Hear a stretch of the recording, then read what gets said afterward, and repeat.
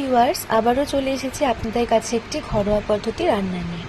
আজকে আমি আপনাদের দেখাবো মাটন কষা। আপনাদের ভালো লেগে থাকলে অবশ্যই আপনারা লাইক এবং কমেন্ট করে আমাকে জানাবেন।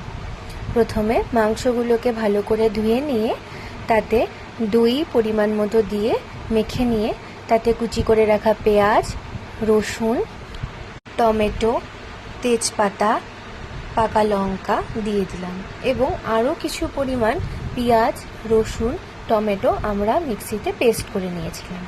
এবার পেস্ট করে সেই মিশ্রণটি তাতে আমরা দিয়ে দিলাম এবং তাতে পরিমাণ মতো হলুদ, লবণ, জিরে গুঁড়ো, ধনে গুঁড়ো, কাশ্মীরি লাল লঙ্কার গুঁড়ো দিয়ে ভালো করে আমরা মেখে নিলাম। মেখে নিয়ে 10 থেকে 15 মিনিটের জন্য আমরা ঢেকে রেখে দিলাম।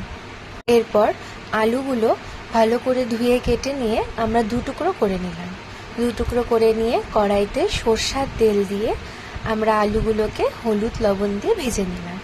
আপনারা চাইলে আলু না দিয়ে মটনটি এমনি কষাতে পারবেন, কিন্তু আমাদের পরিবারে আলুটা খেতে সবাই ভালোবাসে, সেই কারণে আমি আলুটা দিচ্ছি। এরপরে আলুগুলো ভাজা হয়ে গেলে তুলে রাখলাম। ওই তেলেই আমরা কুচি করে রাখা কিছু পেঁয়াজ দিয়ে দিলাম। পেঁয়াজগুলো ব্রাউন হয়ে ভাজা ভাজা হয়ে এলে তাতে মাংসটি যে মেখে রেখেছিলাম ওই মাংসটি আমরা দিয়ে দিলাম।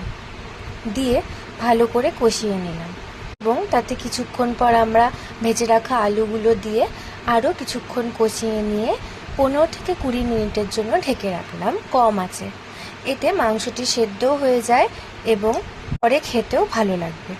এরপরে 15 থেকে 20 মিনিট পরে ঢাকনা খুলে দিলেই আপনাদের তৈরি মাটন কষা। গরম গরম লুচির সাথে পরিবেশন করুন অথবা গরম গরম ভাতের সাথে পরিবেশন করুন এই মাটন কষা। খেয়ে আমাকে অবশ্যই জানাবেন আপনাদের কেমন লেগেছে।